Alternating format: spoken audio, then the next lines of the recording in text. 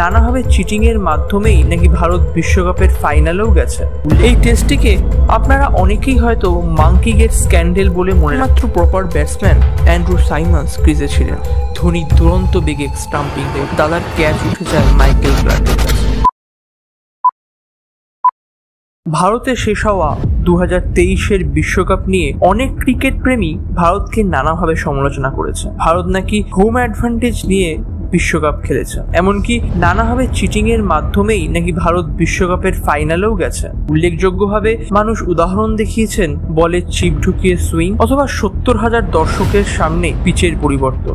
कोई गेंदें जो है वो डिफेंड होती हैं, क्या आपको लगता है कि ऐसी पॉसिबिलिटी है? क्योंकि जिस तरह का सीम स्विंग इंडिया को मिल रहा है वो मतलब लग ही नहीं रहा, ऐसा लग रहा होता है कि एकदम से आप जो है ना वो बॉलिंग विकेट पे बॉल कर रहे हैं और अजीबोगरीब सा सीम स्विंग वहां पे मिल रहा है। यार बिल्कुल ऐसे ही है, हमें समझ नहीं आता कि हमेशा बैटिंग जब हो रही होती है तो फिर जो प्लेयर्स खेल रहे हैं वो अच्छा खेल रहे होते हैं, मगर जहां इंडिया की बॉलिंग शुरू होती है और वहां पर हमने देखा कि कुछ प्लेयर डिसीजन जो है वो भी इंडिया। কিন্তু এই সকল কথাবার্তা শুনতে শুনতেই আমার মনে পড়ে গেল 2008 সালের সেই বিখ্যাত সিডনি টেস্টের কথা। এই টেস্টটিকে আপনারা অনেকেই হয়তো মাঙ্কি গেট স্ক্যান্ডেল বলে মনে রাখতে পারেন, কিন্তু এই ম্যাচে আরও অনেক কিছু ঘটেছিল যা সময়ের সাথে সাথে এবং ভারতকে দোষারোপ করতে করতে বিশ্বের মানুষ ভুলেই গেছে।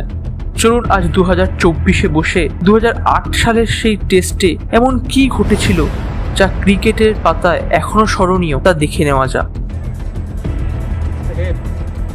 Heads it is. Ricky Ponting won the toss. Ricky. We're going to have a bat today, mate. মেলবোর্নে শেষ হওয়া প্রথম টেস্টের হারের পর ভারতীয় দল সিডনি পৌঁছায়। এই টেস্টের অধিনায়কত্ব দেওয়া হয় অনিল কুম্বলেকে। অস্ট্রেলিয়া টসে জিতে ব্যাট নেয়, কারণ প্রথম ম্যাচের মতোই এই ম্যাচেও তারা ভারতের উপর এক বড় রানের প্রেশার আনতে চেয়েছিল। কিন্তু খেলা শুরু হওয়ার পরই দ্বিতীয়তম ওভারের প্রথম বলেই অস্ট্রেলিয়ার প্রথম উইকেটের পতন ঘটে ফিল জ্যাক্সের মাধ্যমে। এর পরপরই প্রথম ম্যাচের ম্যান অফ দ্য ম্যাচ পাওয়া ম্যাথু হেডেনকে আউট করে ইন্ডিয়া। এরপর খেলা ঘুরতে শুরু করে।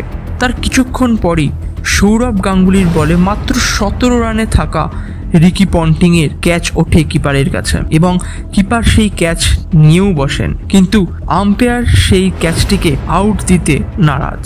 এই সময় অনফিল্ডে থাকা ইংলিশ আম্পায়ার মার্ক বনসন এবং ওয়েস্ট ইন্ডিজের আম্পায়ার স্টিভ বাকনার কিছুতেই সেই সাউন্ড শুনতে পারেননি, কিন্তু স্নিকোমিটারে তা বারবার করে দেখা যাচ্ছিল যে রিকি পন্টিংয়ের ক্যাচ উঠেছিল এবং রিকি পন্টিং ক্লিয়ারলি আউট। এমনকি থার্ড আম্পায়ার ব্রুস উইকসেনও নাকি কিছু দেখতে পায়নি। তাও ইন্ডিয়া 134 রানে 6 উইকেট তুলে নিয়ে অস্ট্রেলিয়াকে কোল্যাপস করিয়ে দেয়। কিন্তু এরপর থেকেই ঘটতে থাকে কিছু অভাবনীয় ঘটনা, যা হয়তো ক্রিকেট ইতিহাসে এক কালো দাগের মতন থেকে যাবে। এই সময় একমাত্র প্রপার ব্যাটসম্যান অ্যান্ড্রু সাইমন্স ক্রিজে ছিলেন।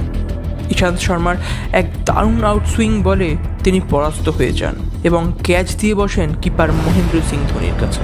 কিন্তু সেই আওয়াজ সবাই শুনলেও স্টিভ ওয়াকনার তা শুনতে নারাজ। তিনি যেন বুঝতেই পারেননি ব্যাটটা লেগেছে কি লেগে। Just to confirm exactly what happened, a clear nick there. পরে সাইমন্স আবার হরভজন সিং এর বলে স্টাম্পড আউটও হয়ে যান, কিন্তু সবাইকে অবাক করে দিয়ে অস্ট্রেলিয়ান থার্ড আম্পায়ার তিনি বুঝতেই পারেননি যে ক্রিজ থেকে সাইমন্সের পা ওপরে ছিল কিনা, কিন্তু ডিআরএসে স্পষ্ট বোঝা যায় যে সেটি আউট ছিল, কারণ সাইমন্সের পা তখনই হাওয়ায় ছিল।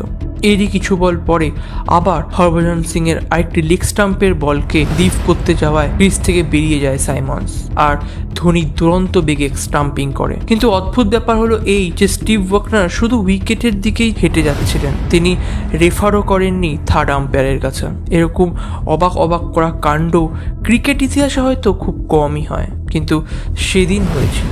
কিন্তু দুঃখের বিষয় এই যে এইখানেই শেষ হয়ে যায় না আম্পায়ারদের পক্ষপাতিত্ব। 463 রান তাড়া করতে নেমে ইন্ডিয়া এক সুস্থ সবল রানের দিকে এগোলেও 53 রানে থাকা রাহুল দ্রাবিড়কে আনফেয়ার ভাবে আউট দিয়ে দেওয়া হয় মিচেল জনসনের বলে। 52তম ওভারে স্পষ্ট দেখা যায় বল ব্যাট ফার্স্ট হয়েছিল, অর্থাৎ ব্যাট তার টাচও করেনি, কিন্তু আনফেয়ার ভাবে স্টিভ ওয়াকনারের মনে হয় যে ব্যাট পায়ের আড়াল থেকে এসে বলকে টাচ করেছে, আর এরকমভাবেই ভেঙে দেওয়া হয় ভিভিএস লক্সমান এবং রাহুল দ্রাবিড়ের 100 রানের জুটি। কিন্তু তাও ভারতের পারফরমেন্স ছিল অনবদ্য। 463 রানের জবাবে ভিভিএস লক্সমানের 100 রান এবং দাদার ঝোড়ো রানের 67 রানের ইনিংস ভারতকে এক ভালো পজিশনে নিয়ে এসে দাঁড় করায়। কিন্তু এরপরেই আরেকটি বিতর্কিত ঘটনার সম্মুখীন হয় ক্রিকেট দুনিয়া। ৭৭তম ওভারের শেষ বলে দাদার ক্যাচ উঠে যায় মাইকেল ক্লার্কের কাছে। প্রথমে স্লিপে থাকা মাইকেল ক্লার্কের ক্যাচ দেখে বোঝাই যাচ্ছিল না যে সেটি ক্লিয়ার কিনা। আম্পায়ারগণ নিজেদের মধ্যে আলোচনা শুরু করলেও থার্ড আম্পায়ারের কাছে না গিয়ে ফোর্থ আম্পায়ারকে তারা প্রশ্ন করে বসেন। আপনারা অনেকেই অবাক হতে পারেন যে ফোর্থ আম্পায়ার সেই ম্যাচে কে ছিলেন।